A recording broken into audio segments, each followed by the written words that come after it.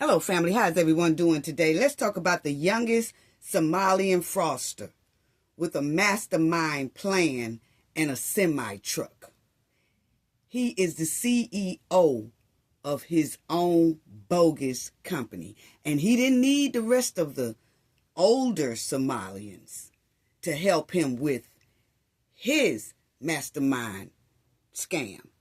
He did it all on his own. Wow. And the government just seized more new beautiful property from the fraudsters in Minnesota. And it's over about $30 million. And we're going to take a look at all of these new properties that law enforcement just seized from some of these fraudsters in Minnesota. And we also have a lot more news, family. Y'all already know what we have to do today. We're going to be on it. But yes, family, it is the youngest Somalian fraudster. And we're going to go through it. But y'all already know what we have to do for the ones in the back. Have to do the video disclaimer. Hold on, family. It's coming right up. I should have had it together. But anyway, salute to everyone. Salute to everyone. This video is under fair use. Copyright disclaimer under Section 107 of Copyright Acts in 1976. Allowance is made for fair use for purposes such as criticism, comment, news reporting, teaching, scholarship, and research. Fair use is a use permitted by copyright statute that might otherwise be infringing. Non-profit, educational, and personal use tips the balance in favor of fair use. Yes, fair use. All rights and credits go directly to its rightful owner. This video is purely for fair use, opinion, and entertainment. Enjoy. And we also want to add that everything in this video is alleged. Yes. Salute, family. Salute, salute. Please subscribe to the channel if you are not a subscriber already. It is greatly appreciated. Please hit the subscribe button. Please hit the like button as well. If you see the hype button after you hit the like button, please hit the hype button. Come on, guys, because I've noticed some of y'all not really looking for the hype button. When you hit like, the hype should show up. And if not, that means that we used all our hypes up for the week. But please check out and see if you see the hype button and hype the video, okay? Because y'all already know that your girl be kicking so much things that give people a lot of knowledge, open people's heads and minds to a lot of different things. Hey, you know the people out there don't like that.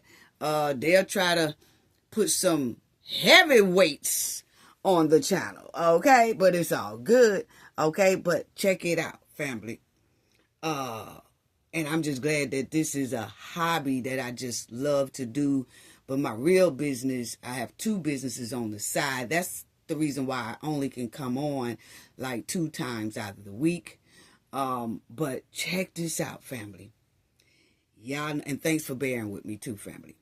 Y'all remember old boy here? Yes, y'all remember old boy here when Nick Shirley went through Minnesota and he was going to these bogus daycares and everything like that. Y'all remember this guy, Nick, went to this daycare, and this guy opened up the door. And we was looking, and he had a lady in the background, and they was like, what are you doing here? What you want? He said, well, I want to enroll little Joey. And he was like, nah, this wouldn't be a good fit for little Joey.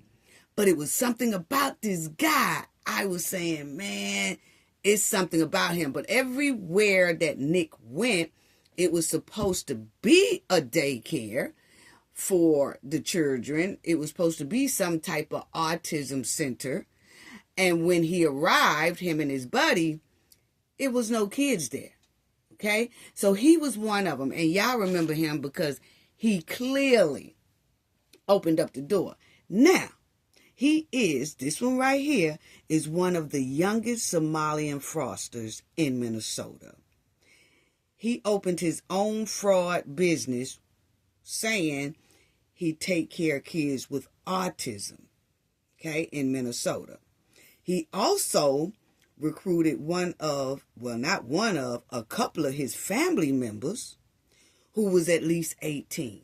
So what he would do is when he was opening this thing up, he was recruiting some of his own family members who were at least 18 years of age, and he would have them hit the streets of Minnesota and find women and children that he can put on this autism program, okay? So the 18-year-olds in his family duties were to go out there, find some ladies with children, Somalian women with children, and then he would tell them that, hey, we'll pay you about $2,000 a month if you let us use your kid. And then once they say okay, then his 18-year-old relatives will say, okay, I need you to meet with my mastermind man, my relative right here. Like tomorrow, I need you to meet with him tomorrow, give him a whole lot of information.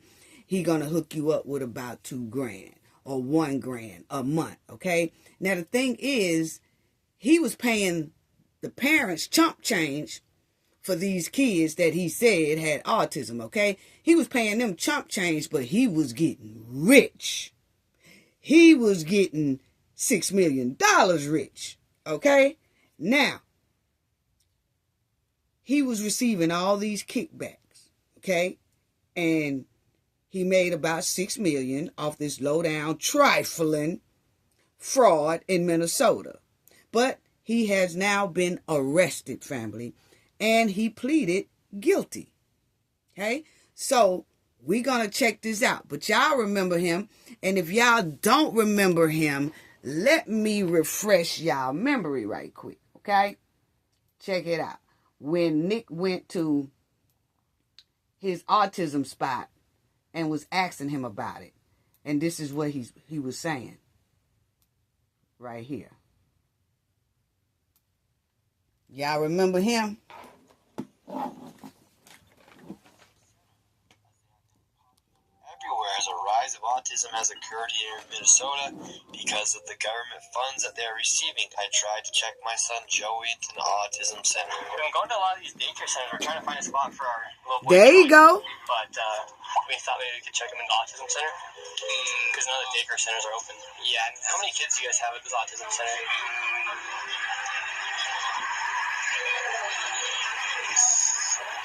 He don't even know. More than 5? Now, Nick asked him, how many kids do y'all have at this daycare center?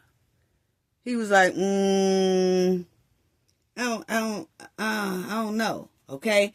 But nobody realized at the time, I know Nick did, because these are fraud places. Okay.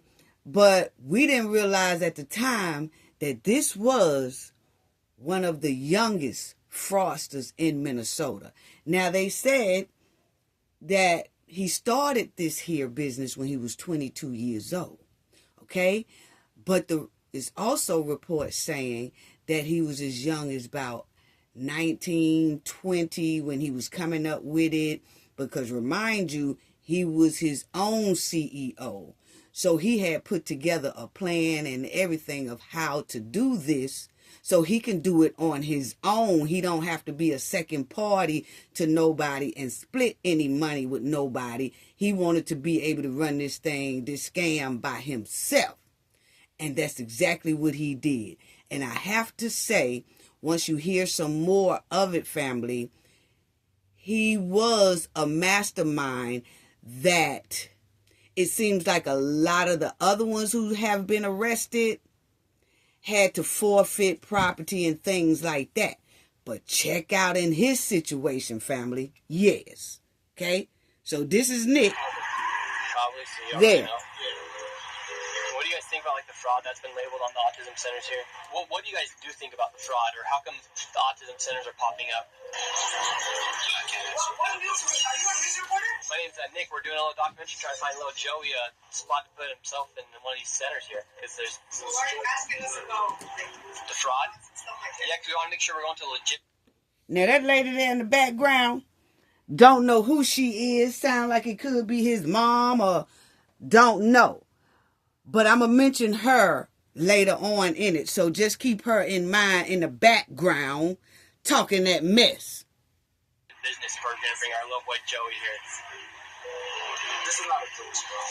Yeah. He said this not a Joey spot. Okay, thank you. So once again, little Joey, wow. He tried to go to daycare, and now they won't even accept him if he has autism. Okay, now, check out, family, that he has just been arrested, okay? Check this out. $1 million scheme run by a man who was just 22 years old when he opened this supposed autism clinic, Star Autism Center in St. Cloud. Abdinajib Yusuf. There you go, family. He called them investors, brought in unqualified. He masked up. He masked up, hood down, hoodie on, all that. Yes, he covered up because he don't want nobody to see who he is. But obvious, we know who he is, okay? We already know because they already put out the reports of that is him, okay? Walking with his lawyer. He did get a bond, but he was arrested, and it's going to be real hard on old boy right here. Check him out. Family members as young as 18 to do medical services, and then they recruited children from Somali families to receive services. Check it out. Old when he opened this supposed autism clinic, Star Autism Center in St. Cloud.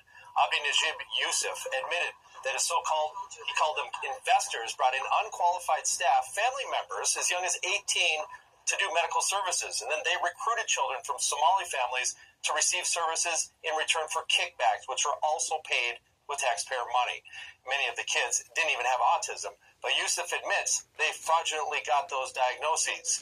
After 4 years, Star Autism Center had racked up $6 million in reimbursements. Yusuf sent $200,000 to Kenya and spent $100,000 on a freight line. So check out, family. He sent $200,000 to Kenya. Why did he send $200,000 to Kenya? He's probably sent it to family or whatever. They said that he had some investors too. I think those investors were in Kenya. Okay? The reason why he sent them $200,000 over there to Kenya. That's just my opinion. And then you will see he spent money on that 18-wheeler.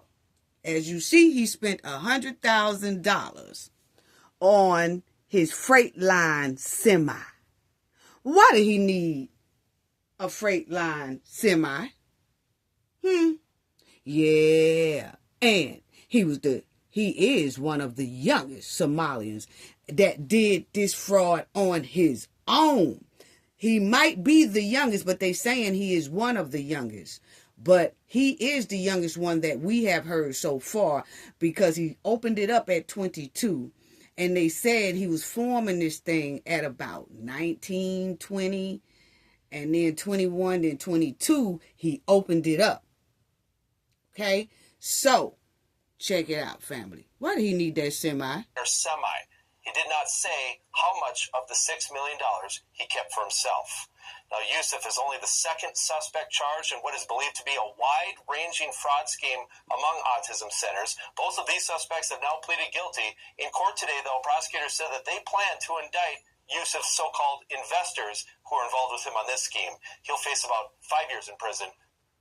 Now, they're saying he'll face about 5 years in prison. That is pretty low for him to be dumped the taxpayers out of $6 million. Okay, that is pretty low. But as we do know, around 112 fraudsters in Somalia has been arrested. Y'all know when we was listening to the House hearing and the Senate hearing where they had Keith Ellis come and testify before the senators and Tim Walz. We heard those numbers who have already been arrested, the fraudsters. They were saying about 80 to 98. Now they're saying 112 have been arrested. Well, this youngest Somalian fraudster has now been arrested as well. We knew he looked pretty strange when he opened up that door looking at Nick Shirley like that. and kept cutting his eyes, and then that chick bust in and said, "Who are you, a reporter? I mean, we can't understand why you coming over here asking us for fraud. We can tell you why, because you was dead smack in the middle of it." Nick was standing right in front of one of the youngest Somalian fraudsters, and he had done already duped the taxpayers out of $6 million. That's why both of them was looking real stupid up there inside of that bogus, fake autism center. Right. So, let's check this out right here, family. I want y'all to see this as well. That it's amazing. It's amazing. It's amazing that this was the one the whole time when Nick Shirley came to that door. He was the one. Wow. Wow. Wow. Unbelievable. Now, he had a semi, as y'all will see. My question is, he juiced the Medicaid system out of $6 million at 22 years old. And many of the kids didn't even have autism, as y'all heard the report say.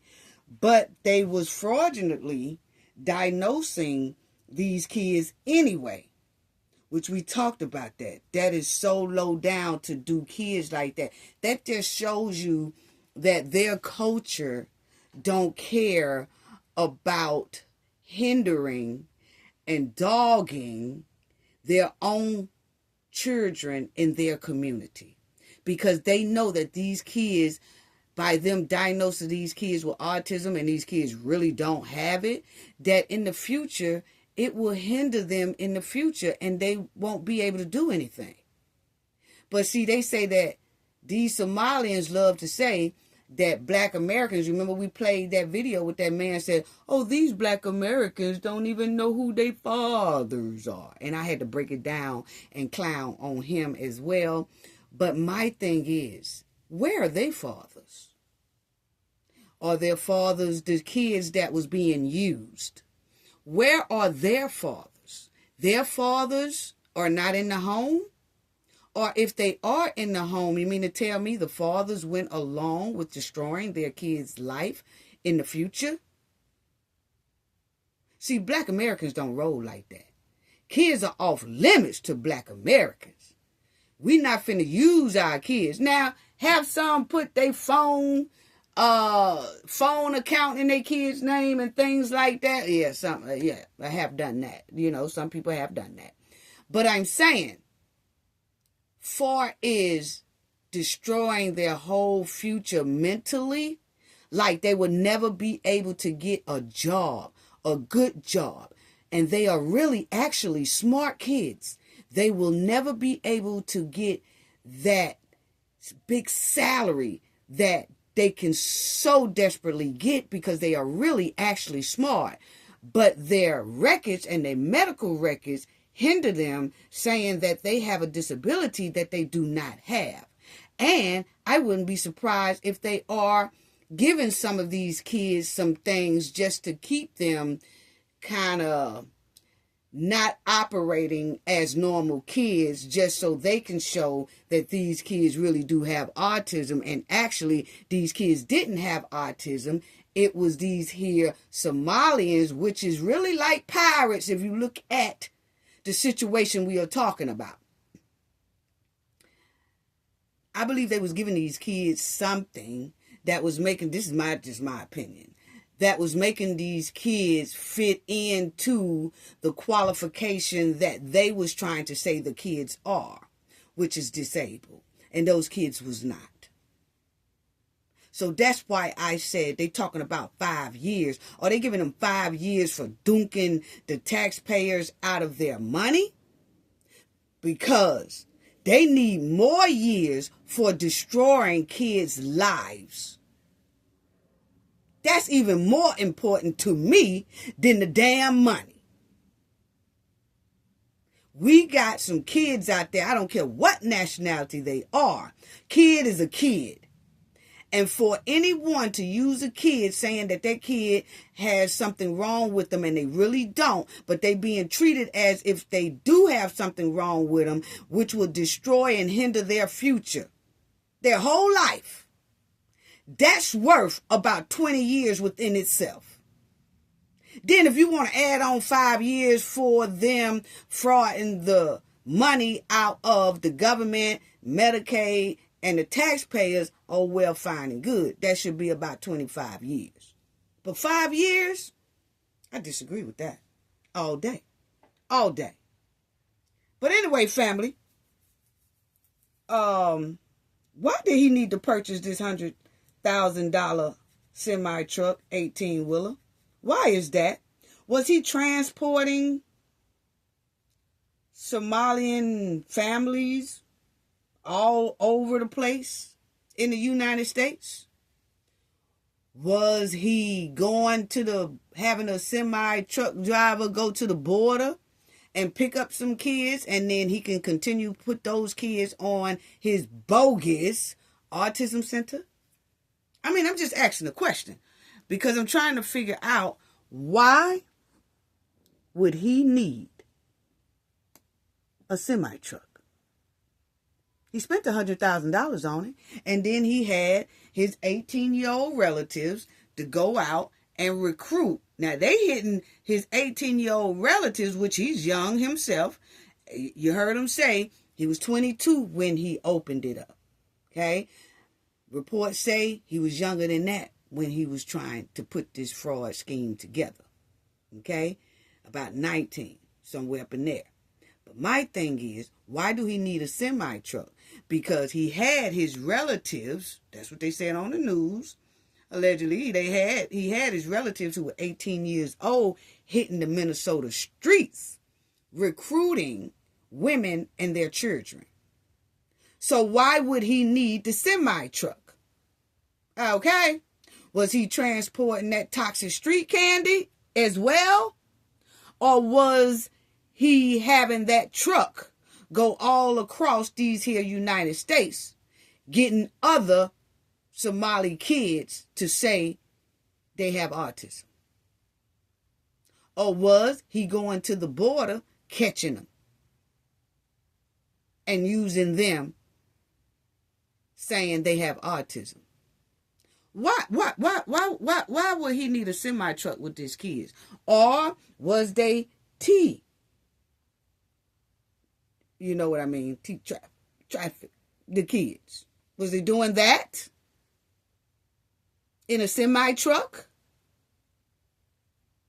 It's a lot of unanswered questions about that damn semi-truck. And you let him tell it. He ain't telling it, family. Well, actually, they asked him, only thing he got to show for his $6 million, family, is that damn semi-truck. That semi-truck, and that he sent $200,000 to Kenya. So if he sent $200,000 to Kenya, and then he paid $100,000 for this here semi-truck, okay, that's $300,000. Where is the other money at? They say he had $6 million. Yeah. Was he transporting these kids? What was going on? Actually, like I said, when he got busted and he went to jail, only thing that they can see is that $100,000 truck. And then the $200,000 he sent over there to Kenya. What did he do with the rest of that money? The rest of that money is most likely in Kenya assets like the rest of them did. Yes, but the thing is, I think it's in that trifling woman's name who was standing smack dead behind him talking about, well, who are y'all? Are y'all reporters? Why y'all asking about fraud? Is the rest of that money in her name? And if it's not in her name, whose name is the rest of his money in over there in Kenya?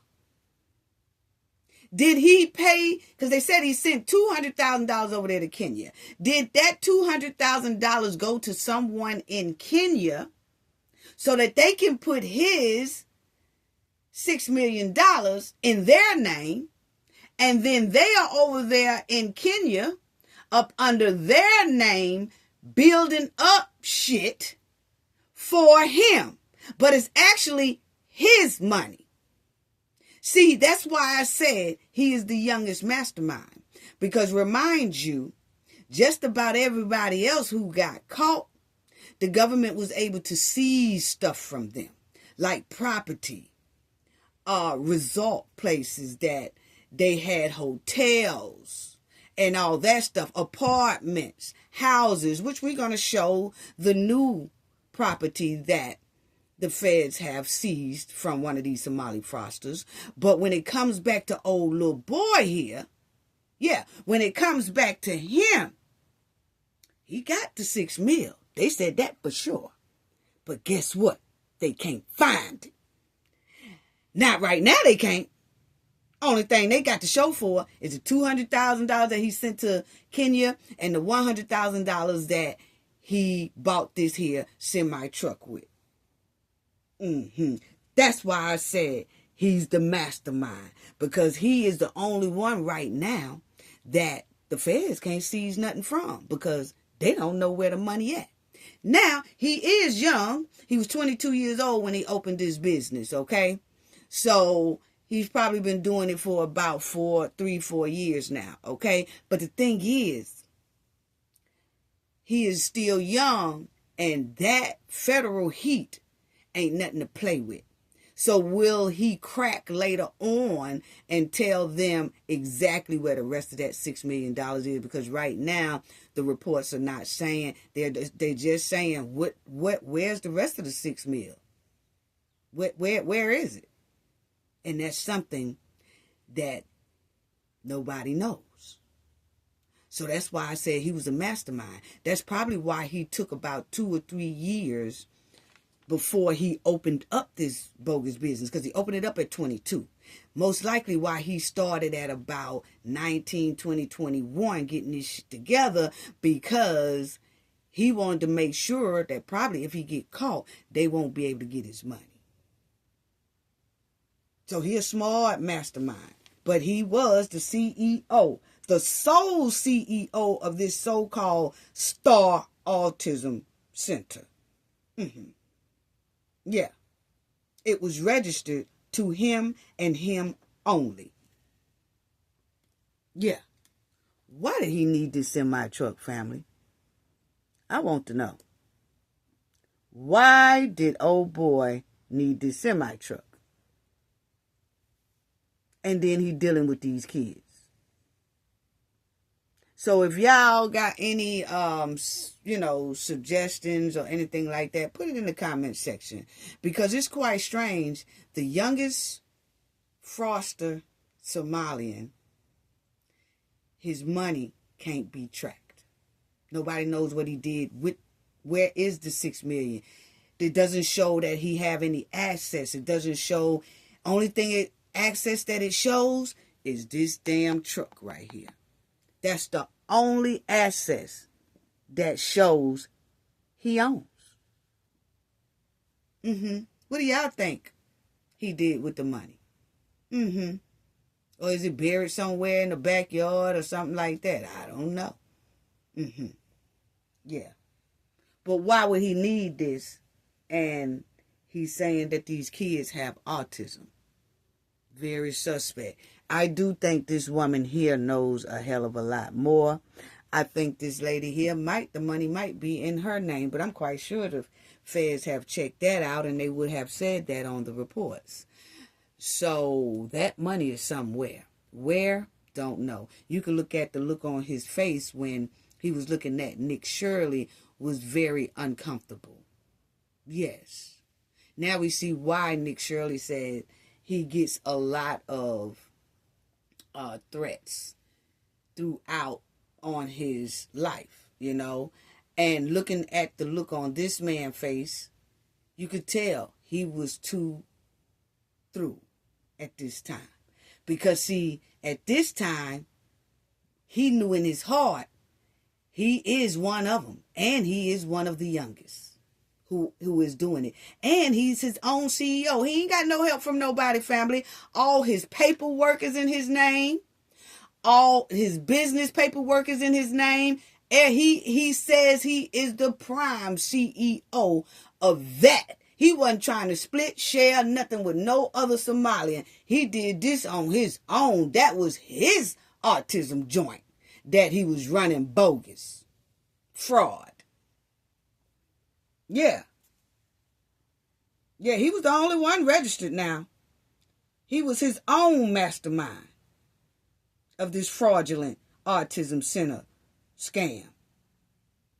And he had his family members that was at least 18 years of age to go out there and recruit and bring him mothers and children so he can sign them up and use them. And then y'all heard said that he even have investors. I don't think it was investors here in the United States. I think that most of the investors are in Kenya. And they said he got approved in one day, family, to open up this business. He got approved in one day by the state of Minnesota to operate this here fraudulent business and to get a business license. He did all that and opened up in one day. Wow. Wow. Wow. Now, these are the numbers, family, that I want y'all to see.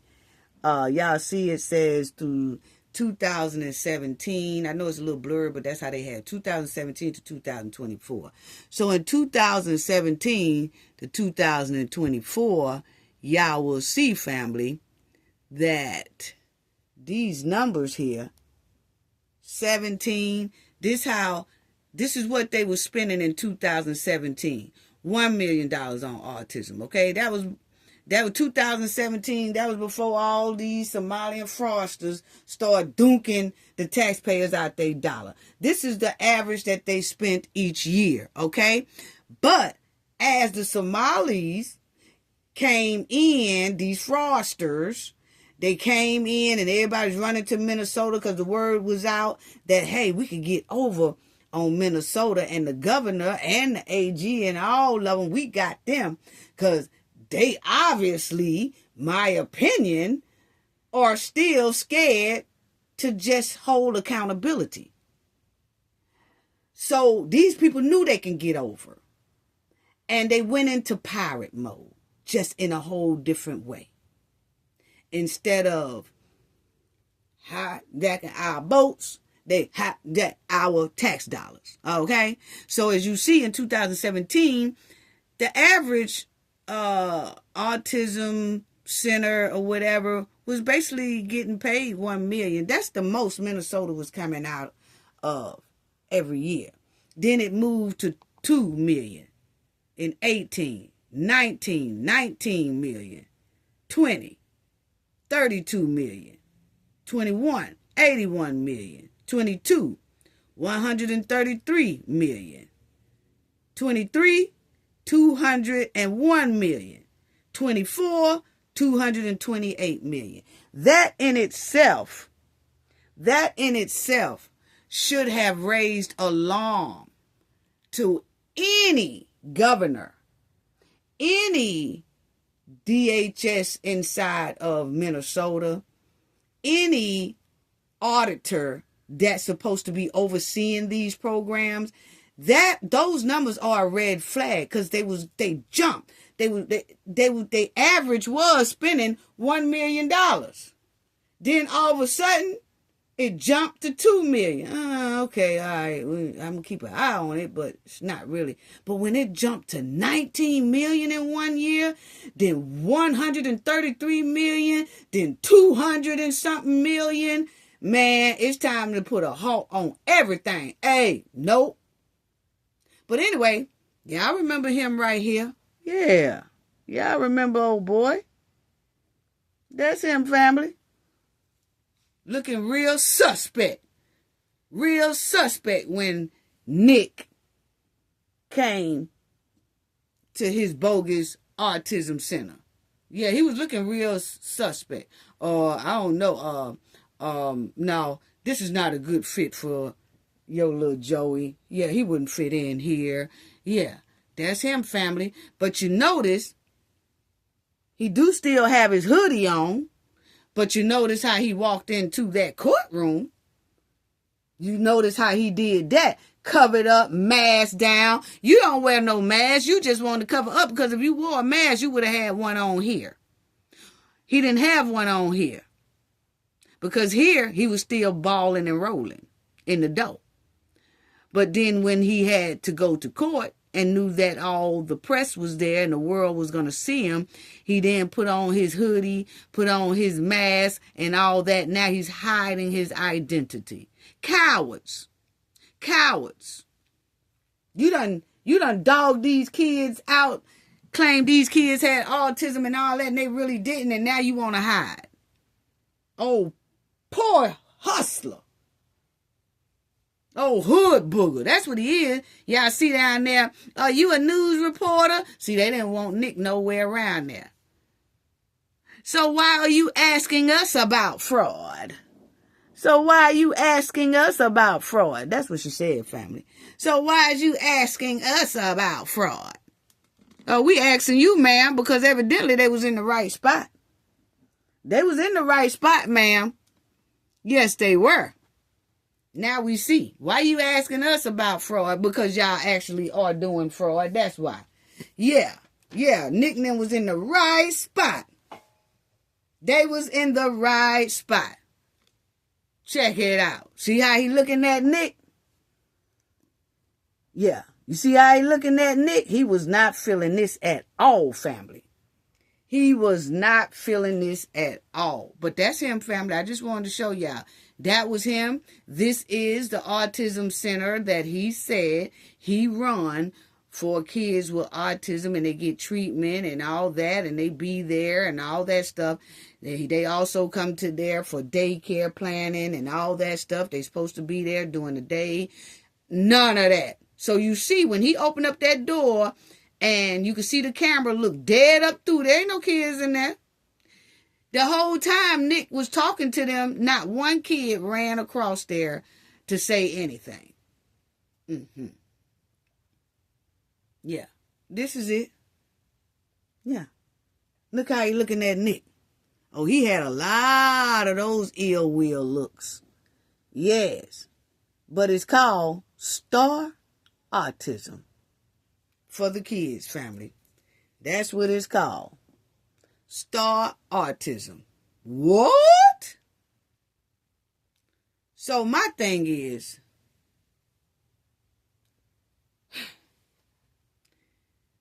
he was there when Nick Shirley went. And I think that everybody that Nick Shirley knocked on that door and he said, this is supposed to be an autism center or this is supposed to be a daycare center and there's no one in here. I think everyone who was on that camera that Nick ran into, the feds instantly jotted that stuff down and they went to see about these people. And evidently, he was one of them. And he's now been arrested. And now he's on bond. Oh, yeah, that's him. And you see the lady talking about, why you asking us about fraud? Because, ma'am, it's obvious y'all was in on it because old boy has just been arrested. Yes, he has just been arrested. So obvious you was in on it. Don't play on our tops, lady. Please don't. Don't play on our tops. Why you asking us about fraud? Because y'all are fraudsters. Anyway,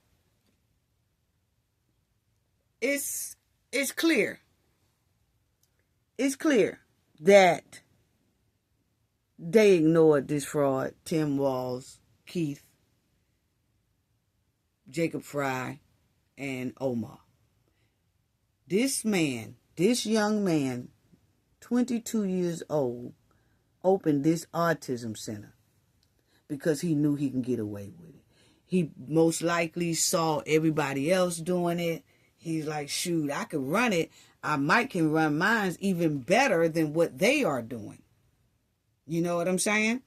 And I'm not going to say he ran his better than them, but because they all got caught. But what I can say, his money can't be found, even though they know he made $6 million. So far, he made sure you couldn't find no assets on him except for that 18-wheeler. And that's probably something he don't want and can't and don't need no more because he been busted. So he don't give a damn about the feds seizing that. But what about property, land, buildings, apartments, hotels, and stuff like that he might own or bought with that $6 million? These people, it seems like they just turned all type of blind eyes, and I'm kind of glad that senator lady at the House hearing said she just put in a criminal referral, meaning that they are pushing for Tim and Keith to be brought into a trial because something is not right. But anyway, I just had to tell y'all that, family. Yes, he been caught. They arrested him. It's over with. It's over with. Oh, boy. It's over with. Yeah, it's over with. He been arrested. So, next. Now, y'all know that these two was doing the Somalian fraud together in Minnesota. Y'all remember her? She's doing time right now. He's doing time as well. This is Omar homeboy, which we talked about that. He ran that safari restaurant. That's where Omar would have all her feed the children meals that they was giving out, free meals and all that stuff. And they only did that about two times that we saw. Okay. But anyway, this is Omar homeboy. And this is his bottom B. Okay. And his bottom B has been arrested, and he has too. Now, they done seized a lot of his stuff as well. I showed y'all in another video about all his assets. Remember, he have this luxury resort called Mambo's or something. It is real nice. It is Cabo's or something. But the thing is, he have some nice stuff over in Kenya. Okay? And the feds has already put that down on lock. Now, they were saying they got hers this past week. A judge made her forfeit the money that was in her bank account and made her forfeit her property. So as y'all see, she had a 2722 and a 2742 Park Avenue South, Minneapolis. Okay, yes, she had a 5150. Then she had a 2435. Then she had a 2021 Chevrolet Silverado. Then she had a 2021 Mercedes-Benz. So that's all in the hands of the feds now. And a lot of all of that can go back to the taxpayers once they get the money or whatever out of it. You will see a federal judge recently approved $5.2 million in forfeitures from Amy Bach. Okay? So, let's check out. This is one of them. Okay? Feeding our future. Yes, remember all that bogus stuff. But this is one of her properties, family. Okay? That they have seized, and you'll see that's the 2722.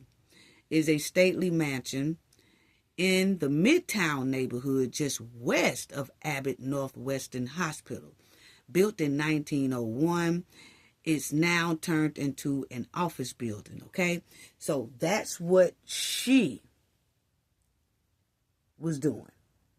Okay, she had this as her Feeding the Future, I guess, office.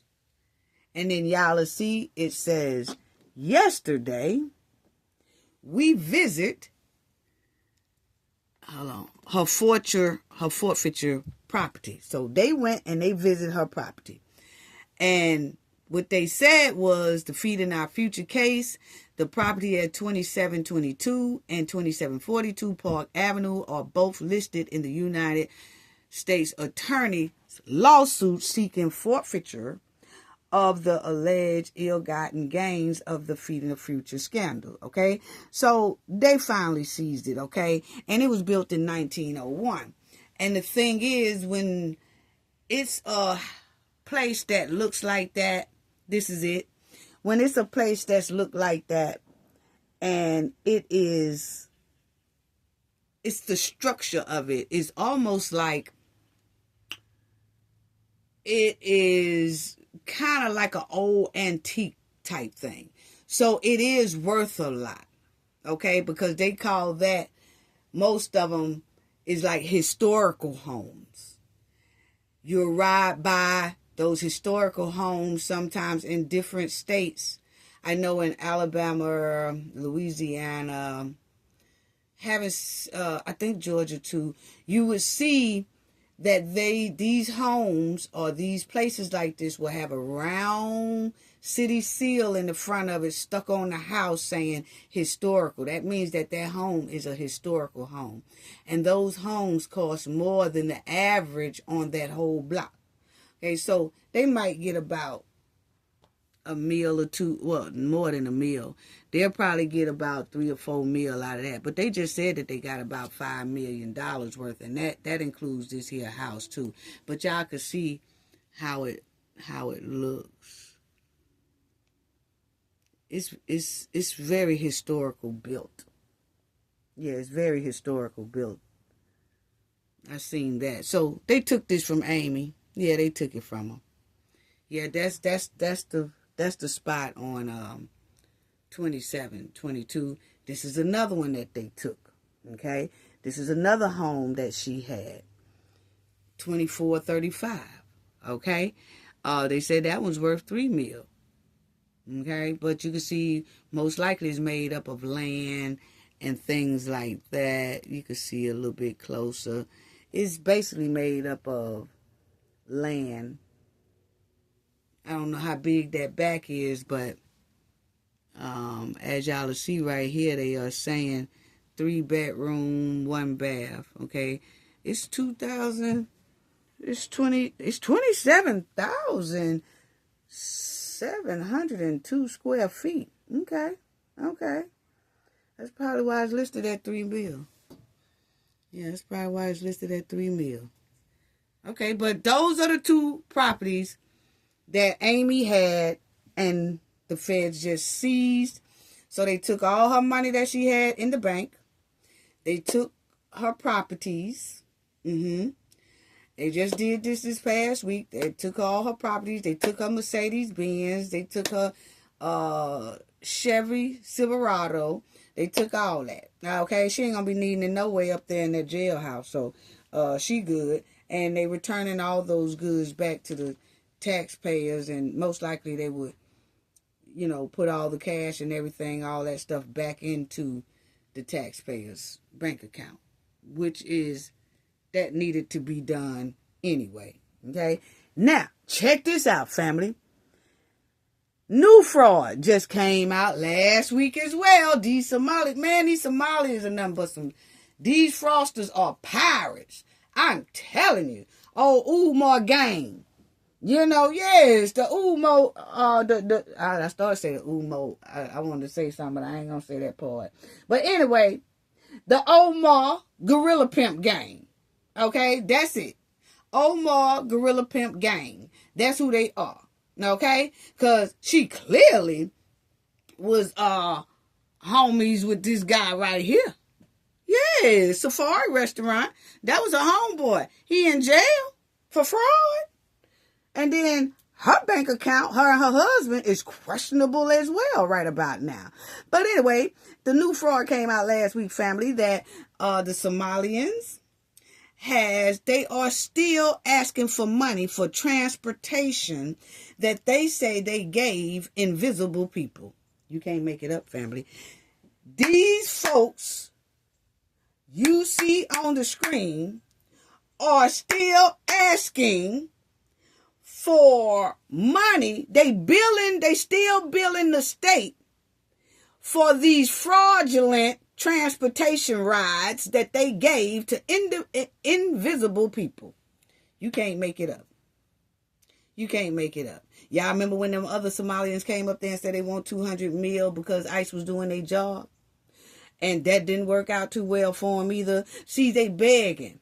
All these poor hustlers, they are begging because the funding has stopped. And since the funding has stopped, they trying to find a new way to scam the America tax dollars. And so what else do? They continue to scam by billing Minnesota for transportation rides that they never really did. They had invisible people, but they said they want their money. Wow. This is bold here. So these Somalian fraudsters in Minnesota are still trying to get millions from the taxpayers and the government for bogus transportation rides for invisible patients. You can't make it up. The fraudsters still trying to steal money any way they can because their funding stopped, like I said, okay? Now, check this here out. I want y'all to check out the reports that they are saying that these folks are still begging, poor hustlers, begging and trying to gorilla pimp us out of more money. Talking about they was taking people here and there and they owed for transportation rides that they provided for invisible people. Okay? Yeah. Wow. Wow. Check it out, family. Cummings explains the risks and potential solutions. Thousands of Minnesotans enrolled in Medicaid take millions of trips to their medical appointments each year while someone else is at the wheel. The drivers, providers of non-emergency medical transportation, a federally required taxpayer-funded program that's among more than a dozen others Minnesota has determined to be high risk for fraud. And I welcome everyone to the committee. This in focus at Monday's meeting at the Minnesota House Fraud Prevention Committee, where the Department of Human Services officials gave an overview of the program, which they said served 250,000 people and cost nearly $130 million last year. The situation that I'm seeing with $130 million. Now, these here poor hustlers, Somalian fraudsters, has last year billed the state of Minnesota $130 million, saying that they was that's just for transportation rides that they said they did, that they never did, because it was obvious that when Nick Shirley did his video that we saw some of those vans just parked there, had never moved because all the snow was fresh behind it. Those things hadn't moved at all, but they building the state. And family, even with all of them being busted in these here fraud, they still are sending in bills to Medicaid saying they need their money from the transportation rides they did last year and this year. What?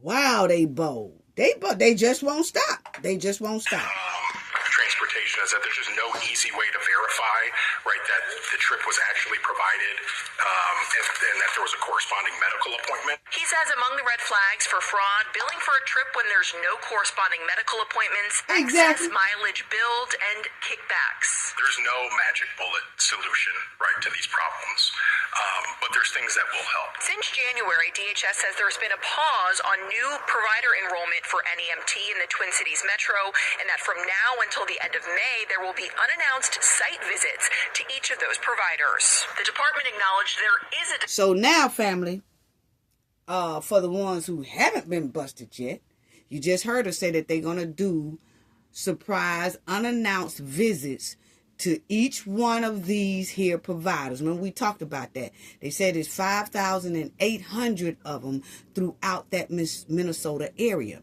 And they're going to visit each one to see if they are providing. Look at their mileage, look at what they've been doing, look at their cameras, and don't be trying to say y'all cameras don't work either, because y'all tried that okie doke when y'all said that y'all little daycare got broke in. You remember that one, family?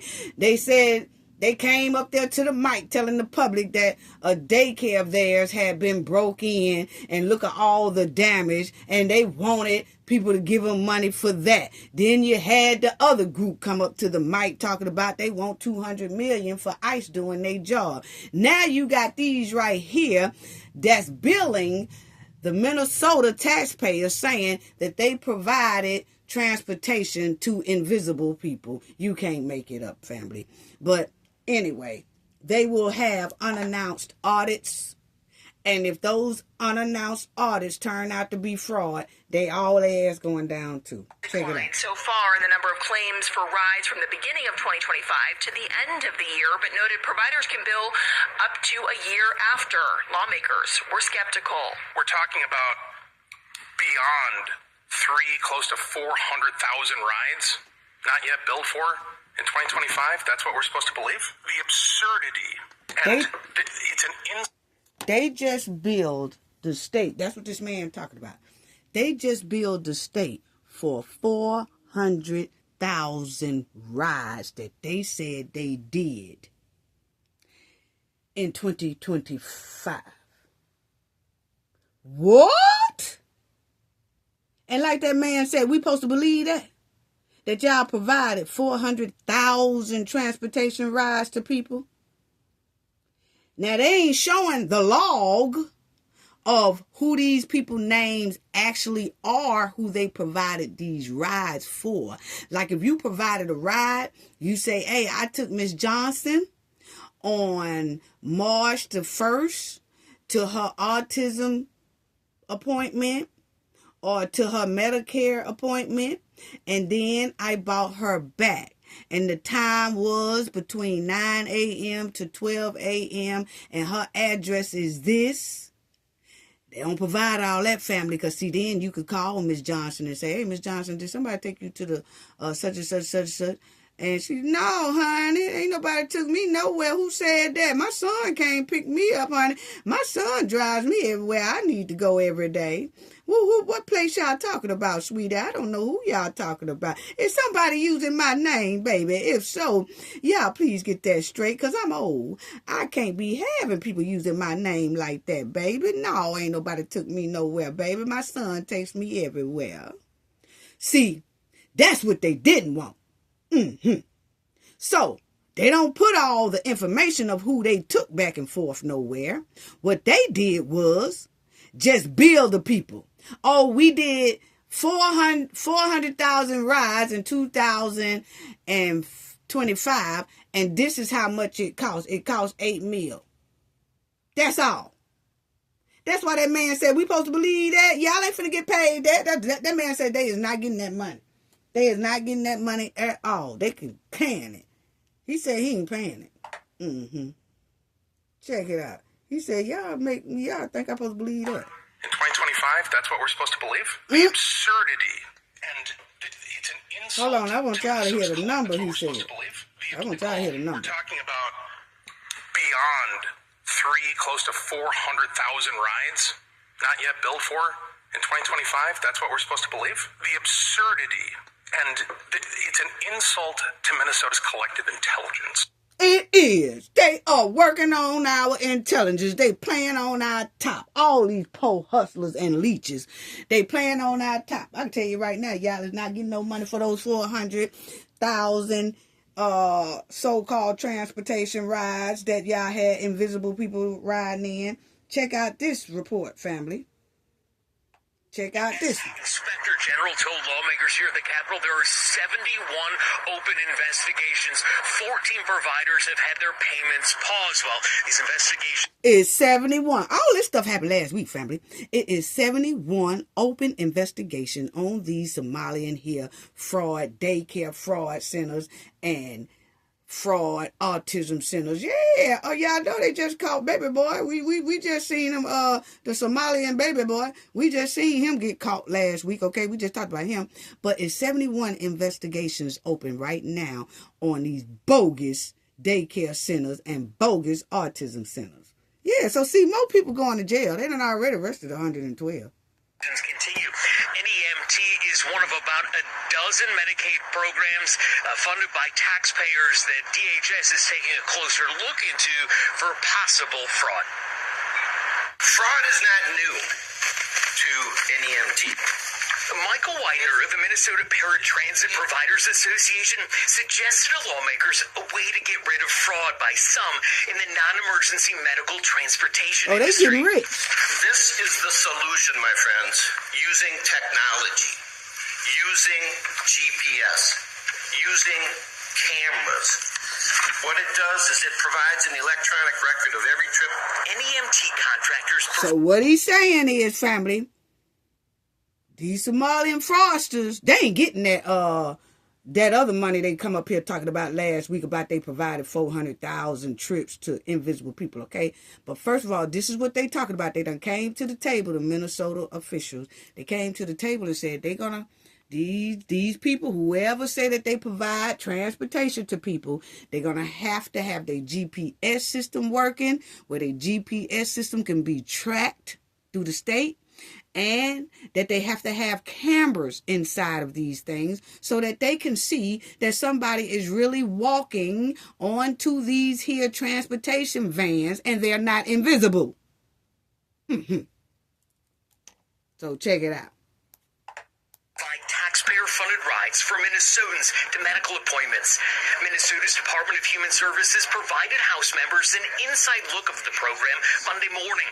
State data from 2024 shows around 6.9 million trips for about 250,000 people, billing the government for more than $151 million. Lawmakers asked Inspector General James Clark what's been discovered in some NEMT investigations that they've reviewed.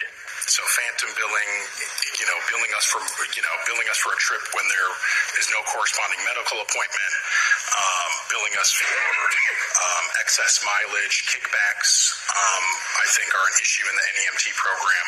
House Fraud Committee members agreeing more oversight by the state is needed. So this is a critical service, which it is. We need to ensure that people are getting there safely and that we are paying for it and overseeing it. We want electronic records. We want electronic GPS tracking. We want cameras. That's what we need. We need to crack down on this. And yeah, so she's saying they want all that. They want GPS systems. They want cameras. They want all that because they keep billing them and they getting all these millions and billions of dollars, but they can't track where the money really is. Who are y'all taking on these trips? Who are these people? Y'all billing us for 400,000 rides, but y'all have not provided information. Y'all just billing, just sending in invoice. We did 20,000 rides last week, and it costs $1 million. We did 80,000 rides week before last, and that was $160 million. Come on now. Wow. Let's move to this here, family. Did y'all know about this right here? That now Texas is saying that, I'm just shocked.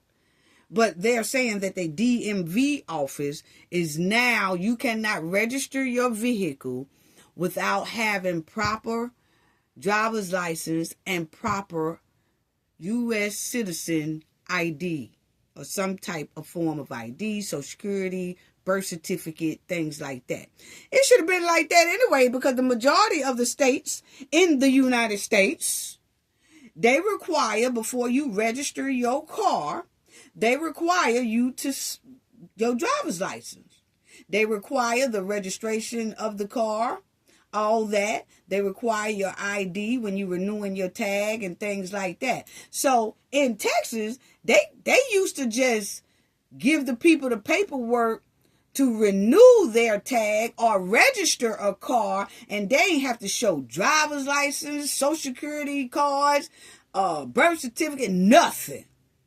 What? I'm shocked that Texas is saying that it is now doing the rules of you should have a driver's license before you register a car. You should have proper ID, such as Social Security number, 2 forms of ID. Either a driver's license, Social Security card, or a driver's license and a birth certificate. One or the two. I'm shocked they're just now doing this. So how many other states is doing this as well? Because they say a lot of the sanctuary states are doing this. They say that the people don't have to, the immigrant and illegal immigrants, they could just go up there and get driver's license and all. I mean, they go up there, register cars, register semi-trucks as businesses and all that, and they don't have to prove their driver's license. They don't have to prove their CDL. Most of them are given CDLs for free. So if you giving out CDLs for free and the people not taking no tests or none of that, it's given that y'all giving out driver's license for free too. That's just my opinion. I'm just saying. Okay? But check out what they are saying, because this is crazy, family. This is really crazy that they're just now doing this. Check out what they say. I was like, what? This can't be. Check out. The new state mandate requirement will require residents to prove their legal status in the U.S. when registering their vehicles. The Texas Department of Motor Vehicles officially adopted the new rules they say are aimed at cracking down on fraud and ensuring that only those legally eligible to reside in Texas can register vehicles to drive on state roads. El Paso County Tax Assessor Collector Ruben Gonzalez announcing the changes at a news conference this afternoon. Wow. So they just now having it. Gonzalez said this is the biggest state mandated change he'll have to process in his career. Now this man is saying nobody should have to prove a ID or show a driver's license to register a car. No. Nobody shouldn't have to do that. Let everybody continue doing it the way they used to do it. They didn't have to have any of that stuff. They used to could just go up here and buy a car, and they didn't have to worry about driver's license or anything like that. Let's just keep it like it is. Y'all, let's not bother the people. Check it out. Wow. So it shows that these people was getting cars registered, didn't have no license, no nothing. It's no longer enough for people just to prove their residency in El Paso to register their vehicle or buy a vehicle. Notes that now they'll be having to prove their legal status in the country. Under the newly adopted rules, standard vehicle registrants can no longer use IDs that have been expired for up to 12 months. Instead, you must present a valid, unexpired document that proves legal presence in the United States. Exactly. That's the way it should. This man here is mad, family, because now they have to prove, they have to have a valid driver's license, valid ID, a valid everything. Birth certificate, driver's license, or ID, or social security card. They have to have a valid 2 forms of ID for now on. Not 1, 2 forms of legit identification. And this man is saying, oh, it's going to make it hard on our economy because they used to could just go up there and they didn't have to prove their citizenship in the United States. Illegals used to just be able to go get cars, buy cars, and then get them registered, don't have to show nothing. They could just go up there and do it. Even if their temporary card had expired, they could still use it and it's expired. They didn't make them say, oh, this here temporary card for you to be in the United States has expired. You got to go get this renewed. And when you go get it renewed, then you come back and we can think about registering your vehicle. Well, they was just registering vehicles off of expired expired license, expired temporary citizenship, expired everything. Some of them didn't even have to have any type of document showing that they are United States citizens. They could just buy a car, register the car at the DMV, and get on the road. This is exactly why it has been so many bad accidents throughout the United States on the highway, interstate, and the roads. Because a lot of states are just giving people these things and not making sure that they are citizens of the United States. And the only reason why they're doing this, family, is because the government said, if y'all don't start doing it this way, your state funding will stop in Texas. So Texas said, we have to do it now. We have to do it if we want our funding. We ain't finna give up our funding because we're not following the United States law. Okay? So that's the only reason why they changing this, family, is because their funding is getting ready to stop in Texas. If they do not change to this right here, that you have to have legal United States citizen ID, driver's license, birth certificate, or Social Security card. Valid Social Security card, because they were giving those out too for free. But now, if they turn in some of those bogus Social Security cards as identification, it's going to kick back and red flag to the Social Security office because they're not supposed to have it. They done changed the rules. Okay? So that's what this man here is complaining about. That he's mad that they got to do everything the right way. Check him out. States acceptable IDs now include an unexpired real ID, a valid passport, or a Texas handgun license. If your out-of-state license doesn't verify your legal status, you need backup proof of citizenship, like a birth certificate. Gonzalez noting this will have a huge impact on the border economy. Local dealers. If the individual that buys a vehicle doesn't have valid ID, theoretically they can't buy a vehicle because they can't title it. So this is going to hurt the economy. It ain't going to hurt no economy. Sell a vehicle. We won't be able to collect the motor vehicle sales tax. This man just said that it's going to hurt the economy, that everybody have to have the proper document to register a vehicle. No, it's not, sir. No, it's not. No, it's not, sir. Stop. Don't stop playing on our top, sir. It is not going to hurt anybody to have these proper documents, okay? A driver's license or a birth certificate, driver's license or a Social Security card, okay?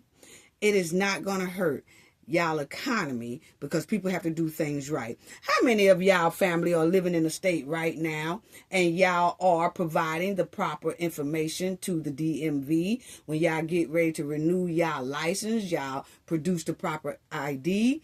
When y'all get to register a car, you buy a car and you register the car and they ask for your license, you got the proper ID. How many times have that hurt our economy in our state?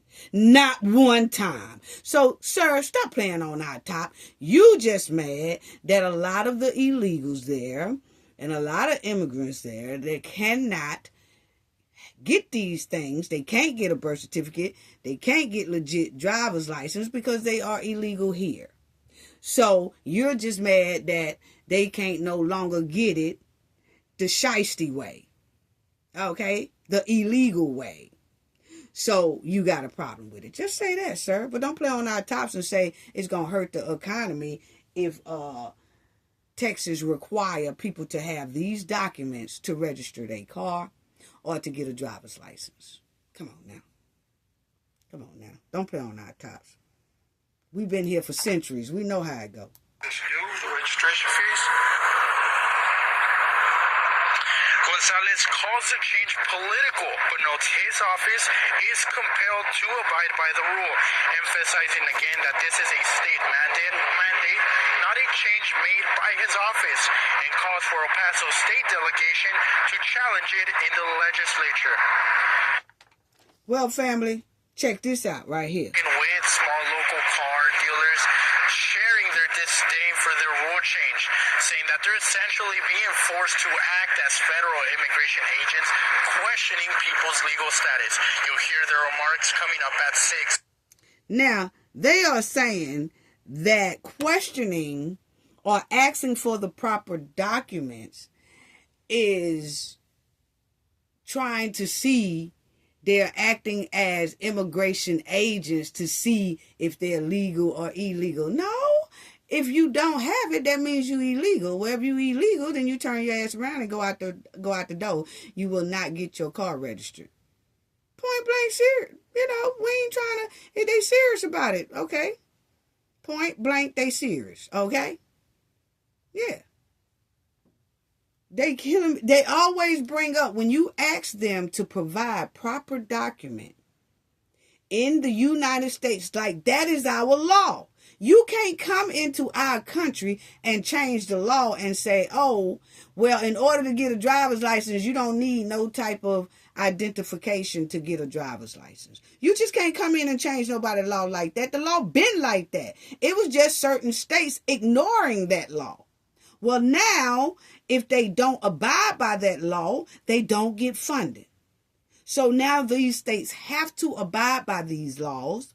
And now the people who have to abide by the laws are now saying that the United States is being prejudiced to them, or the state that they live in is being prejudiced to them, because they shouldn't have to show any ID to get a license or to register their car. So actually they saying that shouldn't apply to us as illegal immigrants. That should only apply to y'all United States citizens. Okay? We are special. We don't have to abide by the law.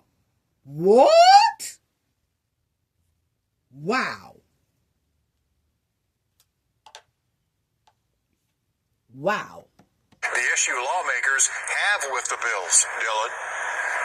The Capitol. So let me break this down real quick. Right now in Oklahoma, documented children can apply and receive benefits like SNAP, Medicaid, and such, even if their parents are undocumented. So these bills, it passed, they don't completely stop these families from receiving it. Now we're going to go to that right there, and then I'm going to cut it short and go to something else. But check this out, family. In order to get a tag in any state, you do have to provide ID, you know?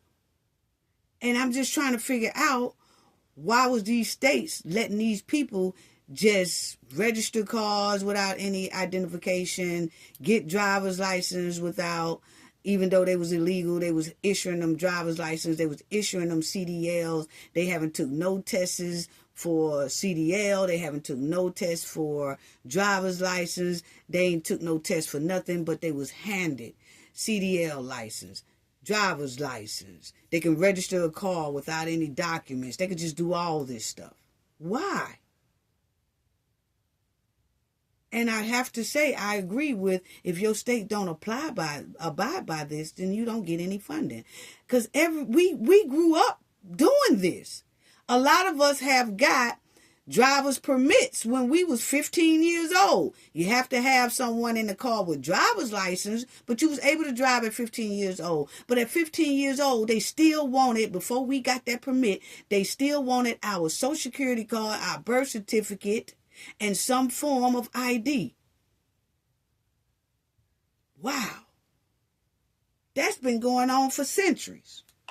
Now check out this here Medicaid fraud. Those undocumented parents would be scared to even try and apply for them. House Speaker Kyle Hilbert wants to have state agencies work with DHS and ICE, alerting them to those who apply for Medicaid, SNAP, and TANF if they aren't documented. The issue lawmakers say mixed status families, kids who are documented but their parents aren't, might not apply anymore.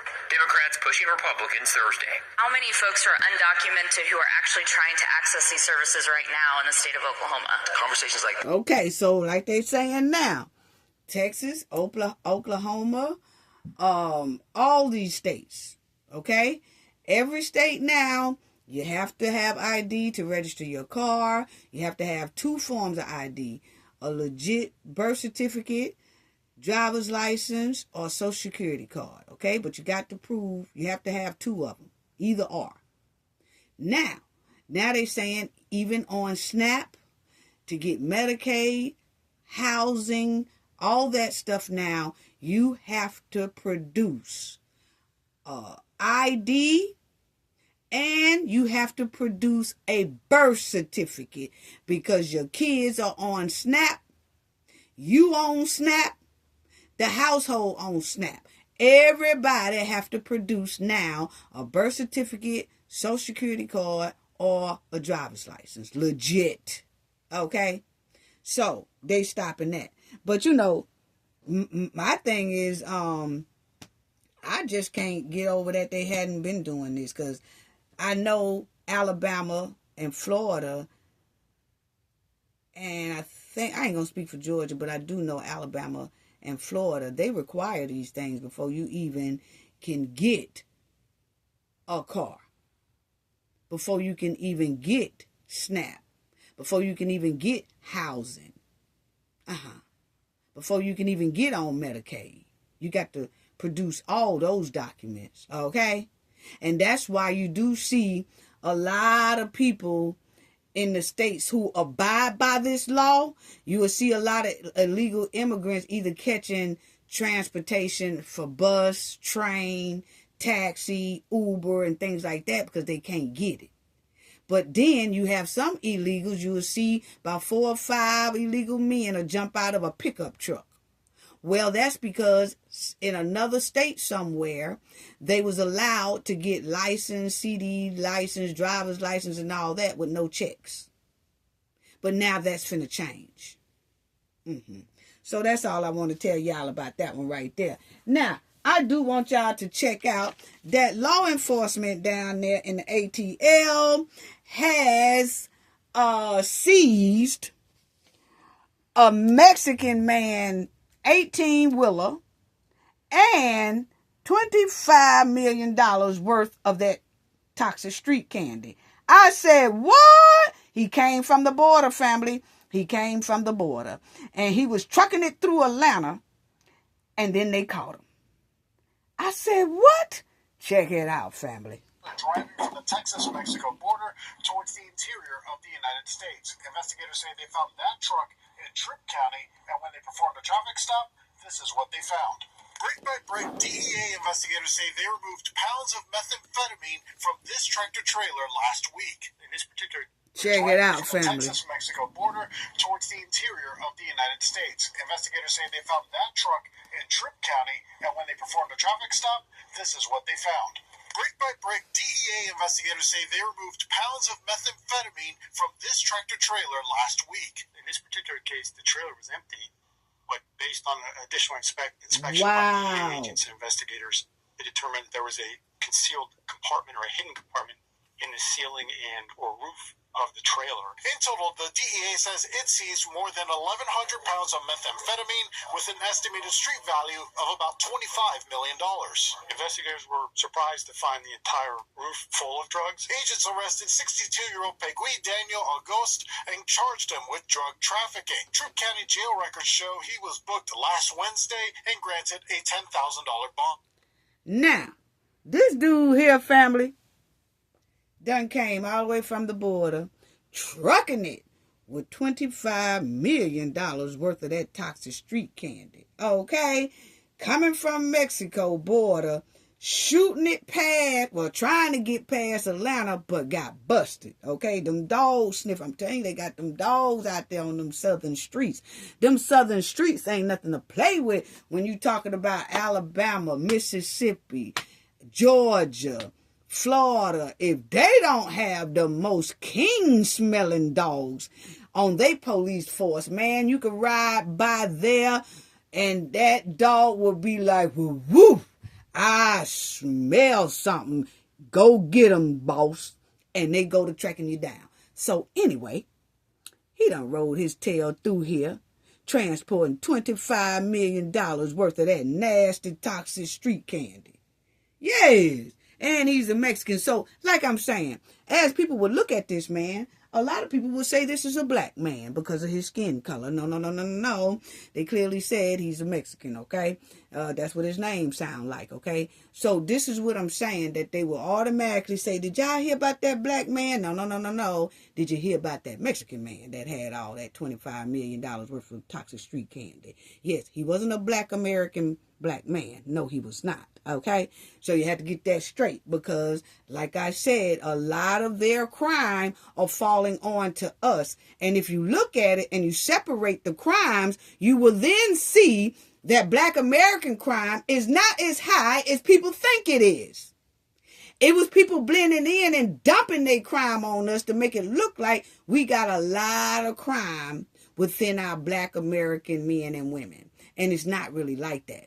But if you say, hey, that was that person, this was that person, now people see that black Americans don't really have a high rate of crime like that. Like it was. Let's put it that way. Like it was. Okay? Our crime, black American crime, has dropped tremendously within the past 2 years because people are making other ethnic groups be held responsible for their crime. Everybody be responsible for their own crime. Okay? That's what I wanted to say. Now check it out.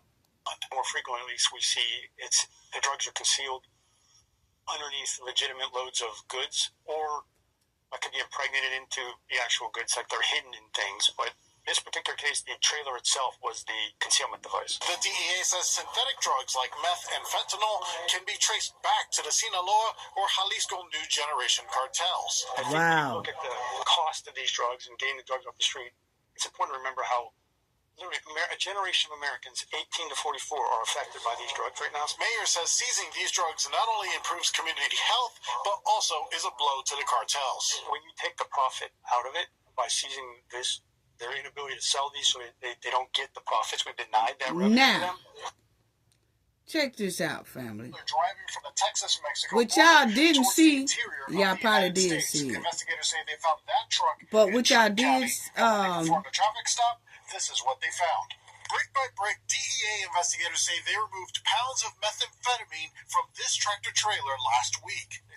Now, what happened was, family, it wasn't inside of the tractor trailer, okay? They had it in the roof of the tractor trailer. So they had the roof of the tractor trailer to where that can fit for where all the toxic street candy can fit in. Then they put the roof back up. That's how come you see this here thickness, that white little thickness there. That part there, all in this truck, was where the toxic street candy was. Then they sealed that back up. And then the actual flatbed of the inside of the truck itself is empty. It's empty. They said that the dogs was running around this here truck barking, but the deputies and the sheriff and the state troopers in there was like, it's nothing here. And the dogs were steady barking. They got the back of the doors open to the truck and it's empty. And the dogs are steady barking. And that's when they said, hey, we got to do a deep thing. Maybe they got an underneath department. Maybe they got an above department to put this stuff in. And when they kept on, that's when they realized it was in the roof of the damn truck and covered up. And you couldn't tell, just, you just couldn't tell just by that. Isn't that something? Isn't that? Oh, there you go, family. Hold on. Let me show y'all that right quick, and then I'm going to close out. Inspection by the check out. Last week. I'm going to let y'all see this part. But based on he said the trailer was empty. By DEA agents and investigators, check it out. There you go. Compartment or a hidden compartment. You see them up on a crane. They opened up the top of it, and there was the toxic street candy. The top of it come off. And then it was sitting all through the whole truck, just packed. Then they would close the top back, seal it up with some screws and stuff like that, and truck. So that's when the dogs was barking and stuff, and they was like, man, and then they finally went up under the truck, couldn't find nothing. They was like, and they kept looking, then they was like, what the heck? Them dogs wouldn't let up, though. That's when they went in the roof of this truck.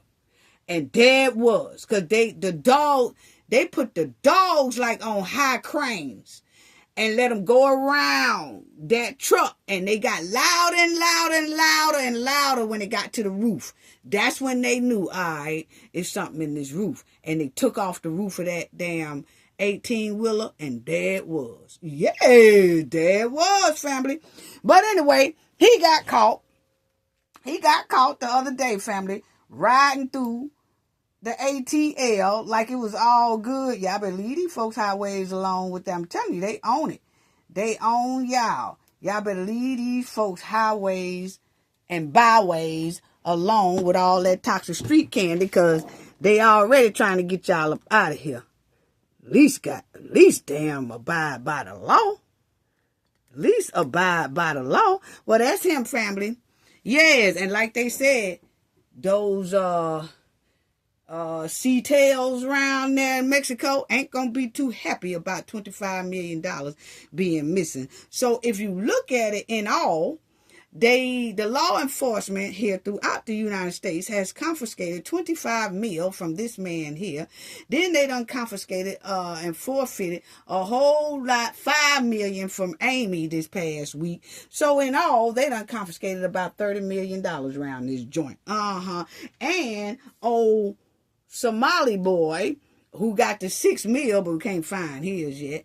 Just know he got $100,000 semi-trailer, okay? But this man here is doomed. Then they said that they let this man here out on like a $10,000 to $15,000 bond. What? It's given he finna lead them to the big dogs. Yes, he ain't get out of there like that for nothing. They got a tracker all up and through his backside. Yeah, because they want to be led to who gonna call him about them 25 mil, and that's who they going after next. Yes, but as y'all see, those toxic street candy was in the roof of that tractor trailer over there in the ATL. Yes. So I want to say, and that's all I have to say for today, I do want to say thank you so much to Darlene Chestnut for your generosity, for your donation in our last video. Thank you so much for your generosity and for sponsoring our last video. Thank you so much. Jacqueline Forge, thank you so much for your generosity. Thank you so much for your generous donation to the channel and for sponsoring our last video that we just did as well. Thank you so much, Jacqueline Fort and Darlene Chestnut. Spicy, thank you so much for your generosity. Your generosity is so greatly appreciated. It warms my heart. Thank you as well, Spicy, for being a sponsor for our last video that we did. Linda D, thank you so much for your generous donation. Your generosity is greatly appreciated. And thank you as well for sponsoring our last video. I want to tell all these ladies and the Knowledge family, thank y'all for just being not being with the Knowledge family for so many years. I know Spicy, Darlene, Linda, Jacqueline. Just thank y'all so much for being a part of the Knowledge family for so many years. Thank you to our Knowledge family who's been with me for a good 3 years now. Thank y'all so much. Love and hugs to you all. It is so greatly appreciated. I feel the love. I feel the love all through the phone, all through the views, all through the likes, all through when you subscribe. I feel the love. And I just want to give that love right back to y'all and say thank you so much for supporting this channel. It is so greatly appreciated. And I'm sending big loves and hugs to each and every one of you. And thank you to our viewers as well. Thank you for taking the time to check out Cafe of Knowledge. Thank you to the chat. Thank you to the replay gang. Thank you to everyone who be in the comment section sending loves and hugs. Gain knowledge to prevent blockage, and we all know what that means. The more you know, the harder it is for anybody to block y'all from your goals and success. Bye-bye.